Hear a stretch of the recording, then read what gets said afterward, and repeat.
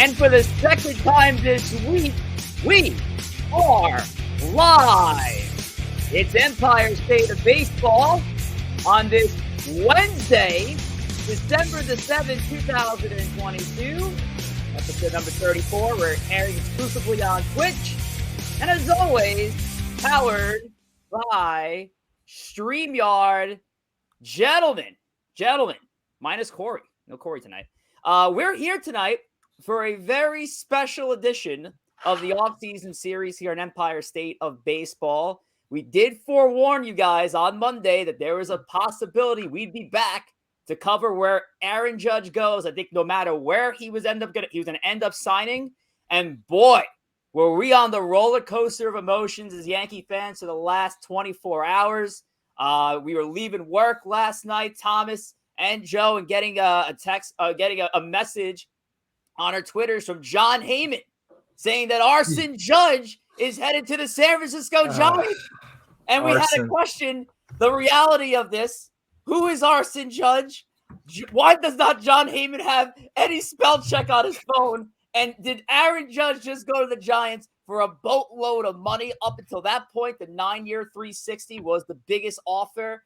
And the Yankees woke us up this morning to reality that was a false report. And the real report is the Yankees brought back their man, the 2022 American League MVP. Aaron Judge is coming back to the Bronx for the same exact offer, 9 years, $360 million.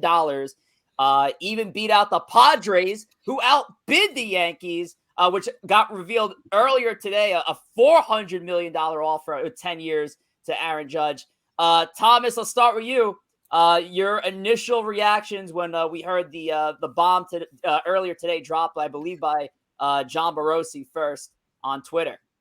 So funny enough, last night when this whole Arson Judge and John Heyman situation happened, I just got off the Peloton and was taking a shower. So I checked my phone and it was after he had already corrected it, saying, or he had kind of walked the statement back.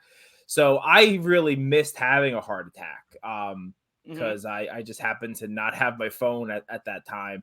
But I thought it was over. I was under the impression that although Heyman, he Heymaned and he spelled his, Aaron Judge's name wrong, that maybe he walked it back, but it was going to happen. It might have been a done deal. And maybe he was told, listen, like walk it, or maybe it's not a fully done deal, but it was almost a done deal. And he might've been right. I think Judge was coming back at that point. I thought, the Giants had, committed something that the Yankees weren't willing to do. And apparently, right, the Padres made a huge offer as well.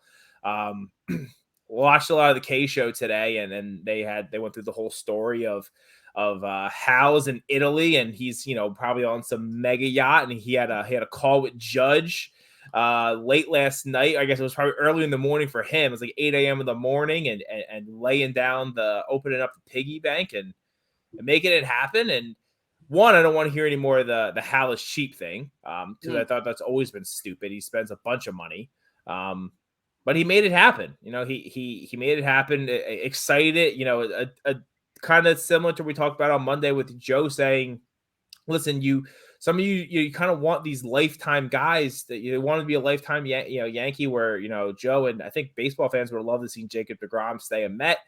Aaron Judge is we're going to get into it. He's got to be the captain of the Yankees. He's going to have, as long as he keeps up, what he's doing, he's going to have his number retired. He is this generation's, the generation younger than us. He's there, Derek Jeter. He's not going to win 5 rings probably, but he's still the face of the team for them, just like a lot of our parents. I know like Don Mattingly was that guy. So excited to have him back and to have a real future, the face of the franchise for the next 9 years. You said Hal was on a yacht in Italy. I think he was on a gondola making the call earlier today, and a lot of dollars gone to Aaron Judge. 360 over 9. I'm going to kill myself after that dad joke. Joe, what are your thoughts? Yeah, listen, the Yankees were in a borderline impossible situation here. They would have been absolutely killed, both from a team perspective and from a fan and attendance perspective, if Judge had walked. I mean, this was their guy. This was the top free agent in the market. And on so many levels, part of the Yankees being the Yankees is their ability to say, this is our guy, and no one's going to stop us from signing them. They have never, ever lost out when they have come out and flat out said, this is our guy. If Judge had walked, not only would you lose part of that aura that the Yankees have created over a century with, but you also lose the fact that the Yankees are built as a franchise on cornerstone talents that never leave. Starting with Babe Ruth, you go to Babe Ruth, to Garrick, to DiMaggio, to Mantle, and to Mattingly, to Jeter, and now to Judge. And that line of succession that the Yankees are all about would have been broken because there is nobody that fills those shoes. So the Yankees had to do this. Judge played this. I'm telling you, they are going to write books about how Judge executed this. Not only for the fact to bet on himself, have the unbelievable MVP season he did, but the way he negotiated, the way that he actually brought in the San Francisco Giants to the point where everyone, including the Yankees, thought he was gone. And all he had to do was call up Hal and say, give me the 1 year and I'm back. He wrote the book on it. It was perfectly executed by Judge. He deserves every penny of it. He's going to earn every penny of it, hopefully. But, that's what you had to pay for it for the Yankees. You had it's everything else that he did recently. Is the Time magazine article came out and there was the line in there, 10 years from now I'm going to be married to my wife and I'm going to be a San Francisco Giant. He had the comments came out in that article about how he was really upset about what Cashman did before the season started, leaking the contract details. He played the game, and I don't mean that in a bad way. He played the game. He maximized what he could get paid, and he got it. And listen, I know it's a lot of years and it's a lot of money, but as we're seeing, we talked about on Monday, that's the cost of doing business now in Major League Baseball. If you want a top guy, you're going to have to pay a ton of money and a ton of years, and you're going to have bad years at the end of that contract, most likely. And you're just going to have to deal with it because if you don't, and that's you will never sign a top guy ever. It's not going to happen. Get in there, Rich. And he's the absolute best player to give this money to. I mean, there's no question about it. And Judge played this perfectly right. And yes, I'm with you, Joe. They are going to write books on how he played this thing. Yeah. Every move I felt like that was made on Judge's camp was a calculated move. It was a calculated move. And if you're going to write in the back of the headline, video that came out of him in San Francisco. That's simple as that. Yeah. And the agent, that agent is going to make so much money in the next few years. I mean, a lot of top players coming up are going to look to that contract and want Judge's agent. I'm not sure who his agent is. I know it's not Boris. But he put on an absolute clinic in how to do this. And now we basically have to look forward. I mean, the Giants missed out. The Giants made a real play. The Padres made a real play. I never even thought that the Padres were an option, just given the fact that Judge was from the San Francisco Bay Area. Yeah. I always thought it was one of the two. And he said, listen, I just need the 9th year and I'm a Yankee for life. Can we talk about that for a minute? And I know we're covering Judge, but the Padres tried to make Trey Turner the richest shortstop in the history of the game. He turned them down. Judge was offered $400 million over 10 years by the Padres. He turned them down to take less with the Yankees. What is going on with AJ Preller and the crew? Can you imagine getting a job offer to work and live in San Diego? And you're like, I would rather live in Philadelphia. Or play in the Bronx. It's crazy. Like San Diego is like everyone thinks is like the greatest city in the country for just kind of your lifestyle. The weather apparently is unbelievable. I haven't been there since I was 4, so I can't comment much on it. But yeah, that is pretty wild. And I also thought very interesting. Michael Kay had I guess, obviously he has his own sources, said that there was other offers that they haven't really made as much public yet that were going to be for less years but much higher AAVs. I guess there were teams out there offering, $45 million a year or 5 for 50. I'm sure that's something like the Dodgers might have been doing, trying to get in on that. Rich is gone. Rich didn't want to hear that. But I thought that's I don't think Judge ever would have went for something like that. Like this is his time to make the money, and you want that commitment, and where you're gonna live, where you're gonna start your family, all that kind of stuff is important, I'm sure, to him, and he's here to stay.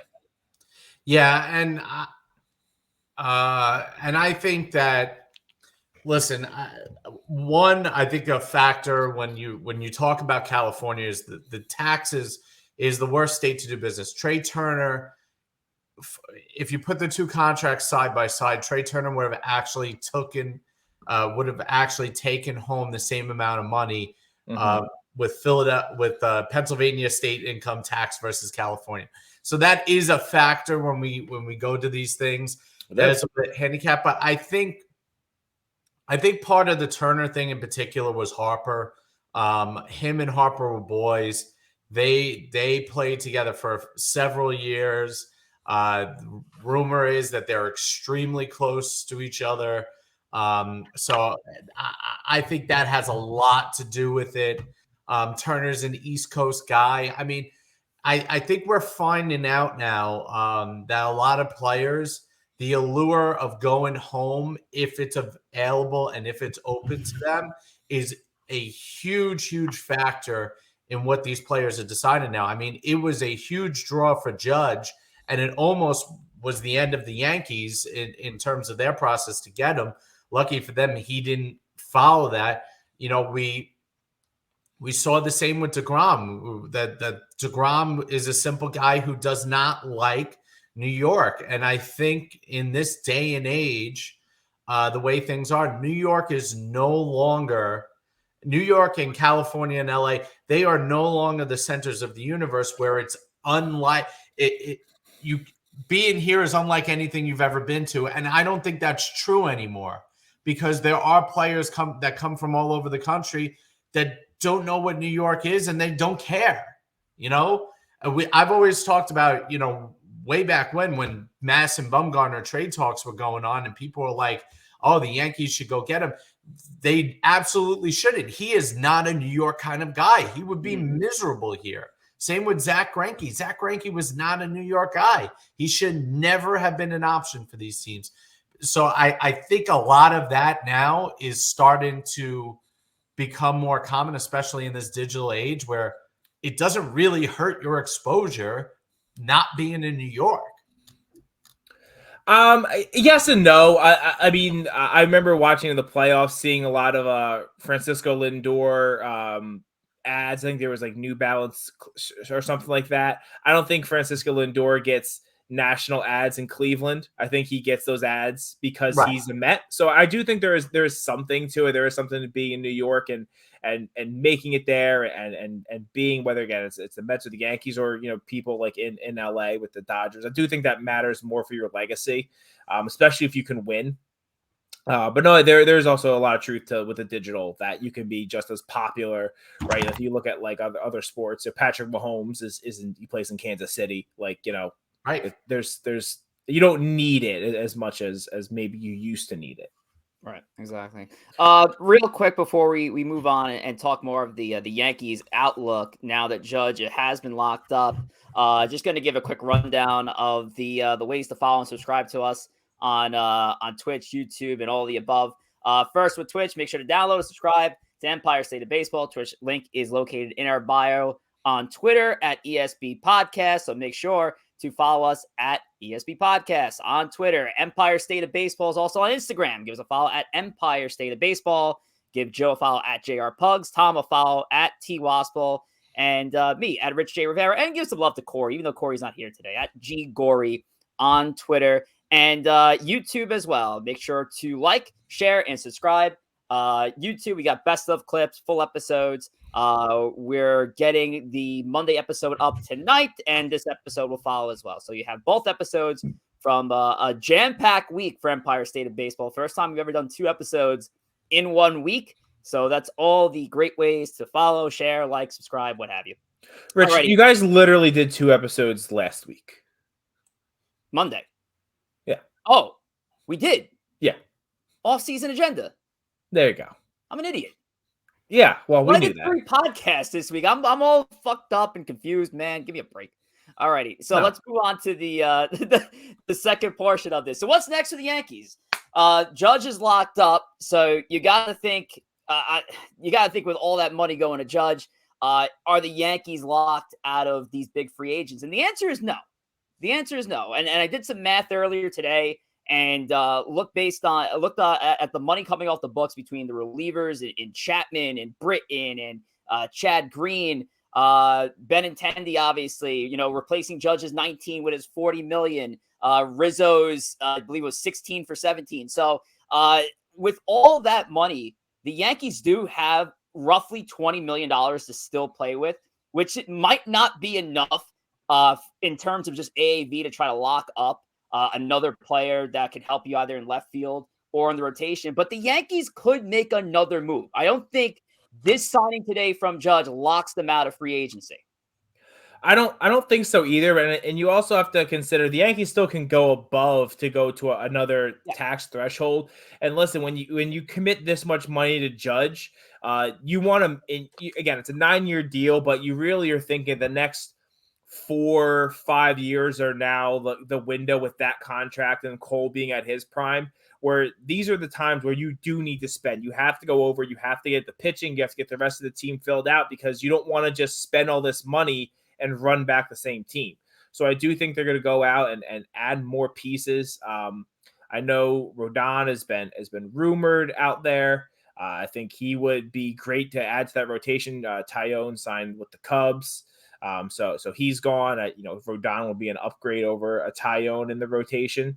Even though I thought Tyone actually did pretty well for the other 2 years he was here. But there's more. There's talk about Benintendi, a lot of different things out there that the Yankees have to spend to make this worth it. If not, you're just gonna have the same old. Joe, what's the most realistic scenario for the Yankees at this point now? I mean, that's a good question.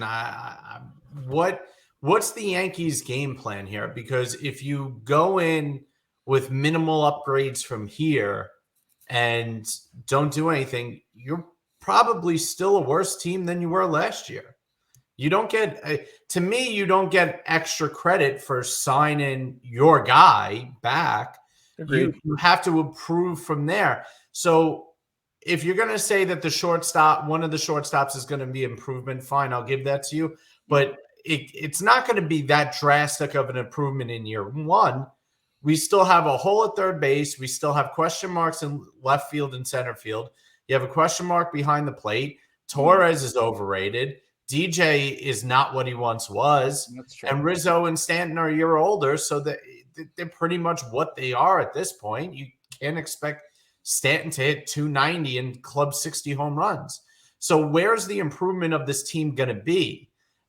Particularly the offense, because the pitching was pretty good last year. Mm-hmm. Even with that tie on, they'll still probably be serviceable at every spot in the rotation. They probably need one extra arm. I don't see them going out and spending for Rendon, because I think Rendon is going to end up in the $200 million range. So, and especially because the Giants just lost out on their biggest target, I don't see a reason why they would stop trying to get a big name free agent, and Rendon's the biggest one left. So currently, the current rumor is Rodon is seeking a 6-year offer. So at $300 million, 200. Oh, sorry, 200. Yeah. I did the math right too. At $200 million, you're asking, he's going to be making $33 million a year, essentially for his last 2 years of success. I mean, I really do see this guy probably in that, and I've upped it slightly here and there, but I think around that $27 million, $28 million range, I think makes more sense. Yeah, and that gets him into like the 170, right? Which I think, but that's not that far off from 200, honestly. No, it's not. And if we're going based off, again, just based on my AAV, which is an approximation, it's not definite. There's also other contracts to consider that are coming off. if the Yankees were to offload, and we're lucky enough to offload Aaron Hicks and his 10.5, well, there you go. There's money right there that can help you. I don't think Donaldson is possible to move, and I keep going back to I think Hicks is more of a possibility. I still think Donaldson. If you're going to attach a top prospect to anybody, I'd rather it be the 3-year burden than the 1-year burden. Well, that's why I think Donaldson's easier to move. Donaldson is just 1 year, where Hicks is 3 years. I know Donaldson's more this year. $25 million is hard to move to another team. No one's going to take that. When he doesn't hit. And he's a 37-year-old third baseman who's way past his prime. Listen, I don't think we did our offseason. We did our off. He is a jerk. We did our offseason agendas, and mine was to move Donaldson. Richard was to move Hicks. Frankly, I don't think either are going to get moved, even though I would love it, because I do think it's going to cost a decent amount of prospect capital just to get rid of a guy. And I don't know if the Yankees would be willing to do that. I think Hicks, granted $10 million a year, could be a serviceable fourth outfielder. It's just 3 more years of Hicks is I don't think a team wants to commit to that. I think a team would rather take a flyer on Donaldson, but at the same time, I don't think either are going to happen. My thing is, what move is out there? What realistic move signing that actually moves the needle on the Yankees right now? To me, if I had my choice of one, I'll ask you, Tom, as well. If the Yankees could only make one move right now, whether it be a trade or a signing, would you rather have the starting pitcher or the left fielder? Sorry, say that again. Would you rather have the starting pitcher or the left fielder? They only had to address one move. They had the capability to address one move. So, I mean, it's basically saying, is it Benintendi or Rodon? Oh God, I think that's tough because there is a hole in the rotation right now. You've lost Tyone, who was a serviceable pitcher, right? But where's the Yankees outfield? I think I could rather get away with signing the major starting pitcher and getting to the trade deadline and trying to acquire a piece to play outfield. I feel better. It's true. That is true. I think Rodon would be a bigger impact. I think he is in the last 2 years. He's proven to be a very, very good pitcher, a guy who you would be very happy to be a number 2. He'd be a number 1 on a lot of different teams. I think that matters more. I think the Yankees, hopefully they could find some offense, with bringing up some of the younger guys and figuring that out. I think both could still be in play though, because you have to now, like the Yankees have now, put their flag in the sand and said, like, these next really 5 years is like, we need to win a title in the next 5 years. I think it's one or the other. The problem I see though is your payroll is locked for the next 4 years. I mean, you have, what do you have? $140 million locked up for the next 4 years at least. Listen, the Yankees have the money if they want to go over. That is out there, and they're. But they haven't shown the willingness to go to that level. This is the highest. I mean, they have, like they absolutely have shown that willingness. It's the highest they've ever been. So, my question, their salary right now going to this year is less than it was last year. My question is, the Yankees are going to have a problem. So this Judge thing is kind of like a double-edged sword, because this kind of handcuffs the Yankees. If the Yankees are not willing to exceed the Steve Cohen tax, which they haven't shown a willingness to do. So, I mean, the Steve Cohen taxes existed for 1 year. No, I understand that, but so far up until this point, they haven't wanted to exceed the top threshold. They spent several years getting back under the top threshold. So the question is going to end up being, where is the improvement coming from? Because you're not as good as Houston. We know that. Seattle is up and coming, and they're coming very, very quick. The Blue Jays continue to improve year in and year out, although you could question that at the moment because all they've done is trade away Teoscar Hernandez. The O's are all of a sudden coming there. The Rays are always in it. Who knows with the Red Sox? I can't predict the Red Sox right now. Potentially Xander Bogaerts headed back to Boston. And the Yankees team is getting older, and adding a Rodon to the rotation is an upgrade on a rotation to what was already good. Rodon's an upgrade over a Jameson. But then they had Benintendi. In Houston in terms of the fucking rotation goes. If they What? sign Rodon today, They what? if they sign Rodon, I think it puts them in front of Houston as far as their. They just lost a Cy Young winner. Better I mean, starting I know Houston signed Jose Abreu, but they also lost JV. their best starting pitcher. So I mean, granted, I know they have a lot of talented guys, but like they still lost. The thing is, they basically won but they won in the playoffs despite of Verlander. Yeah, but they also made it to the playoffs and they still won the division and got the 1 seed because Justin Verlander was a Cy Young winner. Like those things do go hand in hand. They would never lose in that division. You could take Verlander. No, but they might not have been the 1 seed. They might not have had home field. Seattle's right there, Joe. Seattle's your team. Seattle's your team all year. And listen, I love Seattle. Seattle is an up and coming juggernaut. In a year, maybe this year, but they are going to be a 95-plus win team for several years. Mm-hmm. They have the resources to do that. But the thing is, if you sign Rodon here, your payroll is locked. Even if you're saying Hal's willing to exceed the Cohen tax.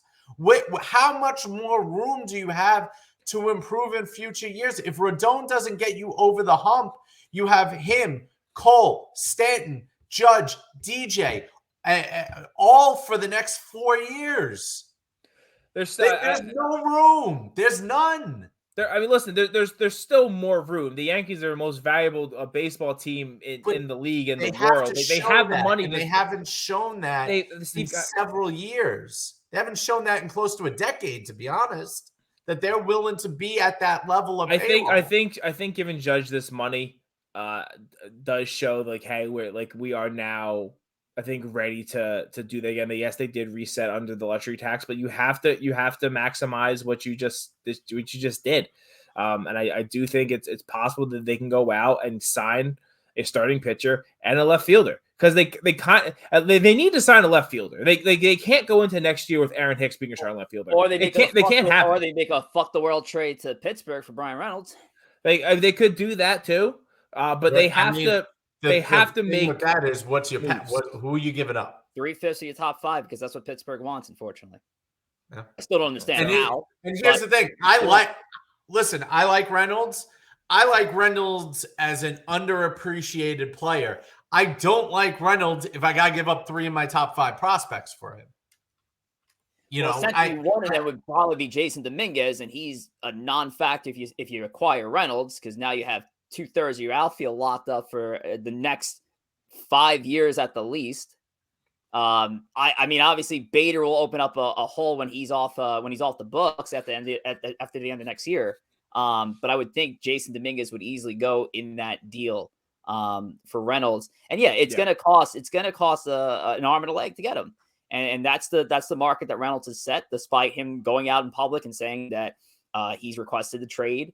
Did it devalue him? Maybe it's going to cost you. I still think Dominguez ask for everything. It's going to cost you Dominguez or Volpe plus 2 other top guys, and that's just the reality of it. Essentially, well, the Yankees wouldn't trade both Volpe and Dominguez. It's one. No, it'd be one or the other, but then 2 other top guys. Right. Well, if you trade Dominguez, Peraza's got to go with him, and you're committed to Volpe. But I don't think Volpe is going to be up this year. I think it's going to be Peraza's giving him a chance. He's going to be in AAA. I think him and Dominguez are probably going to spend most of the year, if not all. I think Dominguez especially is going to be all the year in the minors. Dominguez is younger, and he's going to be. Yeah. He's probably going to start the season in AA. But Volpe will be in AAA. It'll be interesting. The Yankees have, I think, have a lot of moves to make still, whether that is getting rid of some of the higher salaried, just bums on the team, signing people and trying to free up some space. So I think this is just the beginning. I think Judge was the beginning of the offseason for the Yankees, not the end of it. And there's going to be a lot more to come. Absolutely.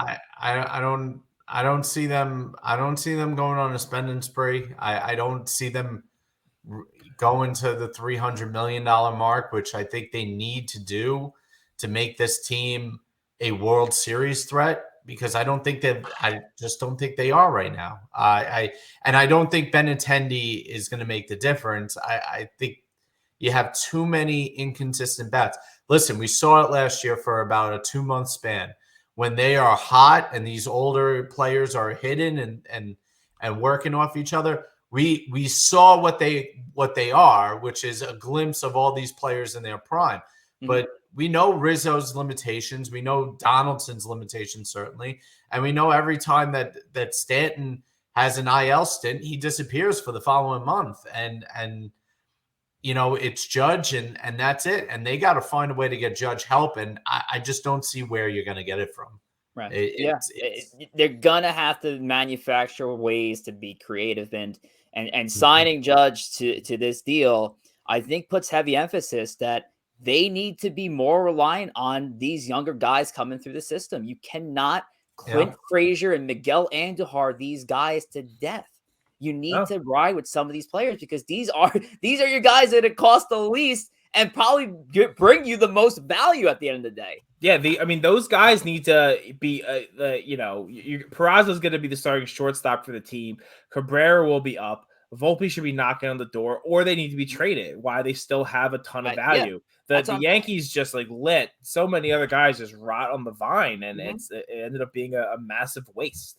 Right. I don't know. It does not make sense. If the plan is one of Volpe or Peraza is your starting shortstop moving forward, then the other has to go now. One can. I do think one can shift the third. Donaldson will be gone after this year. If Volpe is doing great in the minors, DJ's here for another 3 years. Yeah, that's the thing. Where does he play? Such a bad deal. Yeah, I hated the contract from the beginning. I didn't like the idea that they even tried to sign him. And you know what the biggest problem. You know what the real. There's two huge problems with the Yankees. One, Stanton is a shell of himself. He hits home runs, but he's a 230 hitter that hits some home runs. And two, and the biggest problem, they expected Torres to be one of these big time shortstops, and he wasn't, and he's not, and he is just not a consistent enough player in that lineup. And now he's going to start making mid-teens or whatever he's going to start making in the next year or two. He's just been a disappointment. He is not a player that you can entrust to be a top 5 hitter in your lineup. He's just not that good.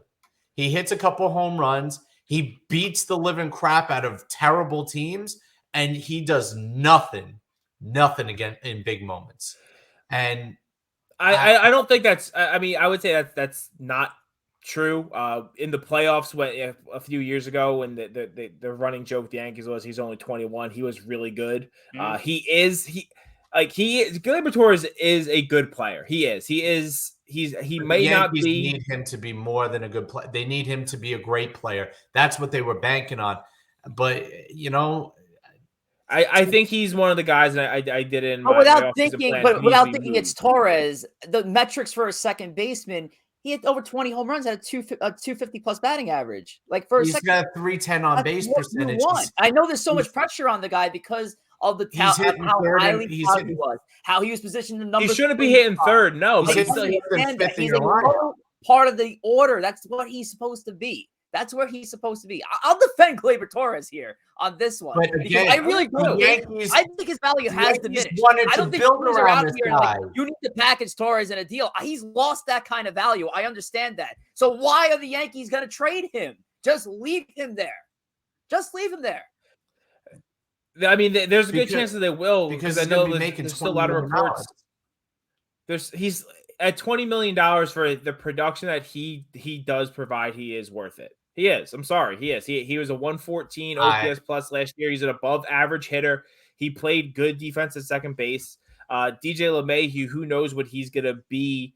He's probably going to miss some time this year because he was still he didn't have his foot surgery or whatever he needed to have done. I think the Yankees, we've talked about it to death, but they need to clear up the logjam. I think he's the second base, third base position are the biggest parts of that. So that's why I thought they should move him. I do think he has value, packaged with a good prospect to get either a good starting pitcher or something like that back in return. Torres for Reynolds, straight up. Oh yeah, sure. Yeah, just don't Clint Frazier too. Ugh. Listen, if you give up Torres and a prospect, you might get Pablo Lopez from the Marlins, like they were discussing. but that doesn't do anything for your hitting. That just helps you pitching now. See, Right. if you were to do that and then go out and try and sign a couple bats instead of signing Rendon, I think that's actually a better move for the Yankees because I think they can move the needle by adding offense that way. But I just don't know. I don't know. You know, I hate to say it. The perfect player to bring to the Yankees would be Brandon Nimmo. I mean, he gives the Yankees what they don't have, which is traffic on the massive at the dweeb. top of the order. Leadoff hitter. Yeah, and Judge can actually get up batting second with the guy on base. That's his biggest problem. He's batting leadoff for a second, and nobody's getting on in front of him. Who's the guy in front of him? Aaron Hicks? Definitely not Aaron Hicks. Aaron Hicks. Yeah, I mean, he has a job next season. The Yankees lineup is going to be very different next year, just because compared to the end where they were just hitting him lead off to get him more ABs. You know, I don't even want Judge hitting second. I think I've said that before on the show. I'd rather him hit third, fourth. I want him up with guys on, not maybe a guy on. He needs to be up there with two on consistently. You know, the analytics gets caught up in the fact that the difference between batting first and batting third is like 70 at-bats a year or whatever it is. And those 70 at-bats, you want your best player to be more productive.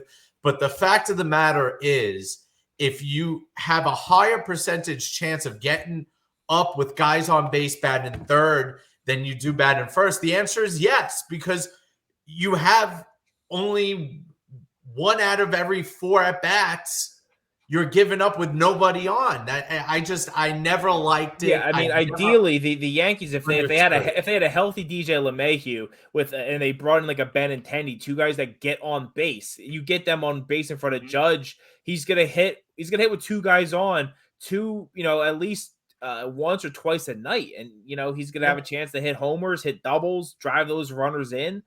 He's gonna then have protection of a guy behind him in like a Stanton who you don't want to pitch to with the bases loaded. So yeah, that makes so much more sense. It just depends if they're going to do it, or they're going to sign the guys to make that happen. Because right now you don't have there's a lot of their problem last year. Even though their offense was good, they didn't have those on base guys on the top of the lineup consistently enough to get Judge up with guys on. He was the on base guy. Yeah, and then you were counting on a Rizzo or a Stanton or a Torres to drive him in, but that's not a lot of what you want out of those players at this point in their careers. I did one of those trade simulators just now. And again, take it with a grain of salt. The baseball trade values, they do their best to evaluate player evaluations. So I did a Reynolds to the Yankees, and just Reynolds going there. And I was trying to figure out and be creative and see what I could do. I did a Jason Dominguez, Everson Pereira, Trey Sweeney, and Gleyber Torres. And the Pirates would win that deal. I don't think they would take. I don't think they would want. Not me, according to Torres. So don't kill me. Trade values. In the Pirates scenario, Torres is relevant. They don't want Torres. Probably. So we'll leave it at that. But it's going to be interesting. It's going to be interesting. The Yankees are certainly not done. They have 2 vacancies at least 1 vacancy in left field that they definitely need to address. Starting pitching, could you get away with what you have and maybe just chance it with Domingo Germán being your number 5? Good, because you always get signed. I'd have to look at the free agents, but I guarantee there's a journeyman, kind of like an older guy who maybe be down for a 1-year contract, and you never know what you're gonna get. Zach Greinke.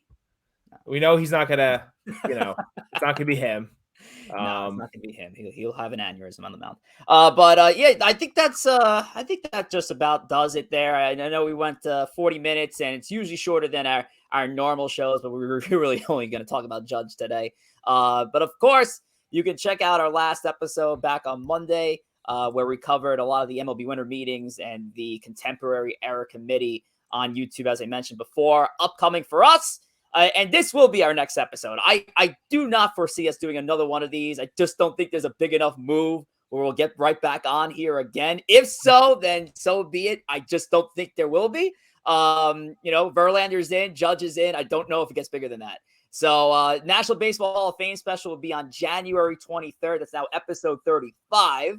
And that's at 7 p.m. That'll be the next time we'll be on. And of course, we did the rounds of the Merry Christmas and Happy Holidays because we're winding down the year that is. Guys, any final words for our audience tonight?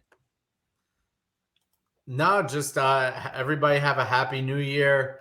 Merry Christmas and everything. We will be back for season 2, or I don't even know No, if we're we're still in off season 1. Season 2 will off be season opening day. 1. Yes. And I'm sure if anything crazy happens, like Mike Trout gets traded to the Mets, we'll hop on. It's for gotta be fucking nuts.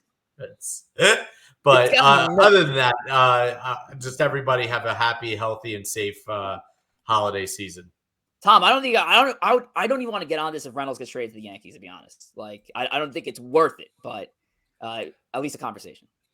Yeah, maybe not. I think if the Yankees trade a bunch of top guys, that's a pretty big story. But yeah, let's not commit to that right now. No, and I don't also think the Yankees are gonna do that. Yeah, echo what Joe said there. Happy holidays to everyone. Safe, have fun, do that sort of stuff. Spend time with family.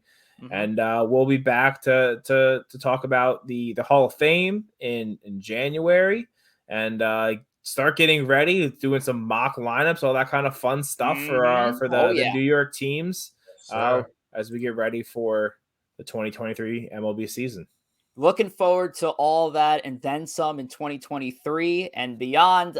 Thank you all for making Empire State of Baseball possible. All of you guys, as in Tom, Joe, and Corey, who's not with us tonight. And of course, our chooches in the chat, who are our biggest supporters of the show. We're going to do our best to bring you even more cool content into 2023. But for a first year, I tip my cap to all of you guys involved. Thank you so much for making this possible.